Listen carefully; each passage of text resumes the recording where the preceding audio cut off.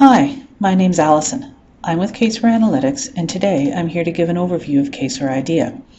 Caseware IDEA is an easy-to-use data analysis tool that will help you gain insight and gather information from your data.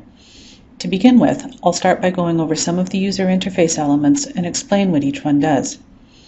The File Explorer shows a list of all the files in your current project. It also shows you the number of records in each database, the size of the file, the modified date and creation date, as well as any parent-child relationships which may exist between databases. To open a database, simply double-click it. This opens the file in the database window. If you select a cell and try to type, you will see that you cannot change the data. This ensures data integrity and helps reduce the risk of accidentally changing or deleting data. The options in the Properties window are used to change what information shows in the database window or to display information about the contents of the active database. Data is selected by default when a file is opened and shows the actual data in the active file. History is used to display a list of all tasks run against a file. Field statistics will show details about the data, such as the earliest date, largest value, the number of records, and so on. The kind of information displayed in the field statistics will depend on the data type. Numeric data has different properties than date data. Both of these are different than time data, and so the contents for each type are slightly different. The control total is used to keep a total of any numeric field visible on the screen. Criteria is used to open the equation editor, a tool to help you build equations. We'll talk more about this later. Other items in the Properties pane include results, indices, and comments. At the bottom of the File Explorer window, there's the Library tab, which shows you other project-related files. At the very bottom of the IDEA window, there are flyout windows, which come up when performing a search or running a task. All tasks in IDEA are accessed through the IDEA ribbon at the top of the screen.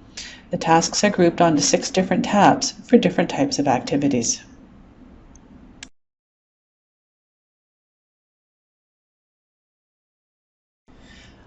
IDEA groups all the files related to a project together into a collection of folders called a library. There are 3 types of libraries: the current project library, the local library, and the corporate library. Each library contains the same group of folders and the same type of information. The difference is how they are used. The current project library contains files for the exclusive use of the current project. This library will contain source files as well as any equations or scripts specially written for the analysis. The local library has the same structure as the current project library. However, items here can be accessed and used by any of your projects. The corporate library also has the same structure as the local and current project libraries, but it is only available when using IDEA Server. This library contains elements which can be shared across the enterprise and used in any IDEA project. The name of the current project is displayed at the bottom of the IDEA window. So currently, we are in the Samples project. I want to change to the Tutorial project. To do so, close any files which are open and then click Select on the Home tab in the Projects group. On the Manage Projects tab, select Tutorial and then click OK. The Samples project is now closed and the tutorial is open.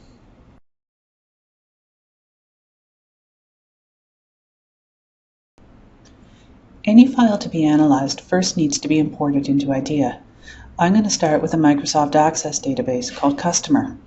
Now, regardless of the source file's type, whether it's a text file, an Access database, or even a PDF, importing is always done through the Import Assistant. To launch the Import Assistant, select Desktop on the Home tab. Next, select the appropriate source file type from the list, in this case, Microsoft Access, and then use the Browse button beside the file name to select the actual file to be imported. I want the customer file, so I click that and then click Open. In the Import Assistant, click Next. Now, for Access files, you need to select which tables in the database you want to import. This sample file has only one table, but if there were more, they would all be listed here. Ensure Database 1 is selected, and then in the Character Fields Options section near the bottom of the screen, leave the Scan Records for Field Length checkbox selected. This tells IDEA to scan the first 10,000 records to determine the field length. If this checkbox is deselected, the field length will default to 255 characters.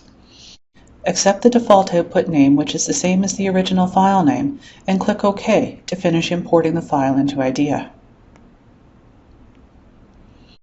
Note that when the file is imported, the name takes the format of file name-table name.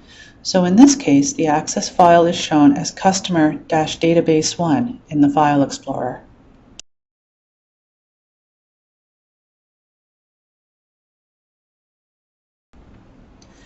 Now that there's a file imported to IDEA, let's talk about formatting. Formatting can be useful in making your data more readable. Here's how you do it.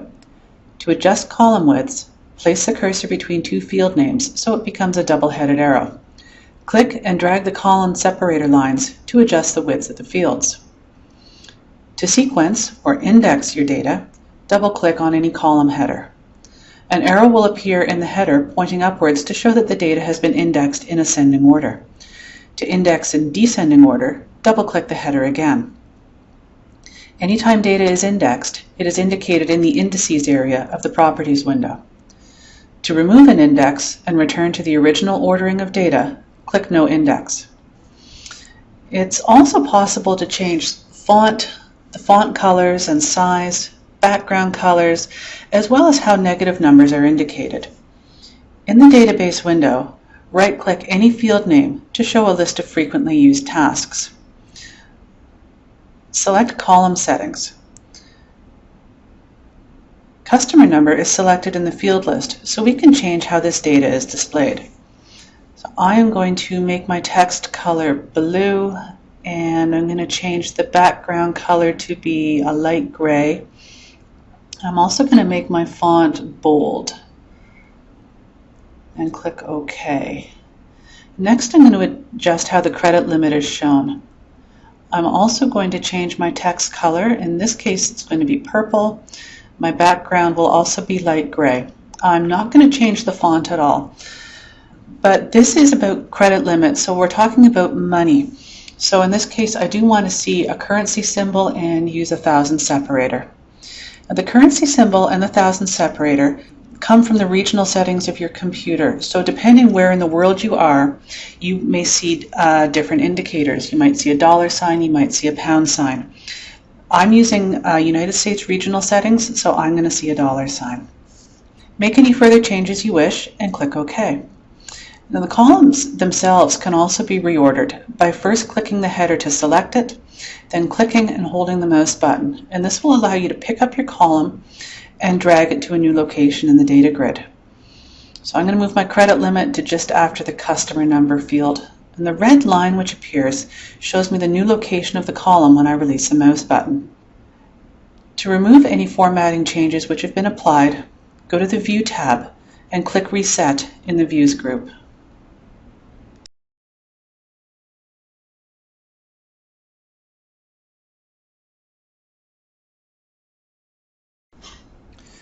Previously, we looked at importing an Access database into IDEA. The goal of this section is to learn how to import text files. And remember, all text files, regardless of their source type, are imported using the Import Assistant. Click the desktop icon on the Home tab to launch the Import Assistant and select the appropriate file type from the list of options. In this case, we want text, which is selected by default. Click the Browse button beside the file name to open a dialog box where you can select the file you want to import. Select sales.txt. Click Open, and in the Import Assistant, click Next. The Import Assistant file type screen appears and analyzes the data to try to determine what kind of text file it is. IDEA recognizes three basic types: delimited or comma separated, fixed length, and EBCDIC fixed length. Verify that IDEA has chosen the correct type and click Next. In the Specify Record Length screen, verify the record length.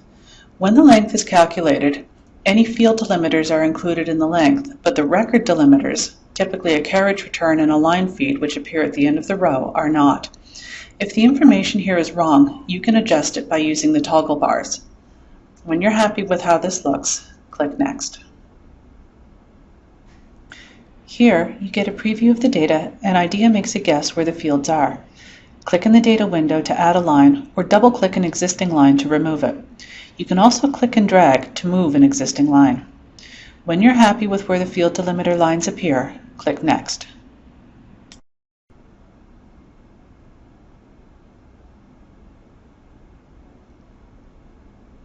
In the Field Details screen, you define the fields by providing a name, data type, and optional description of the field.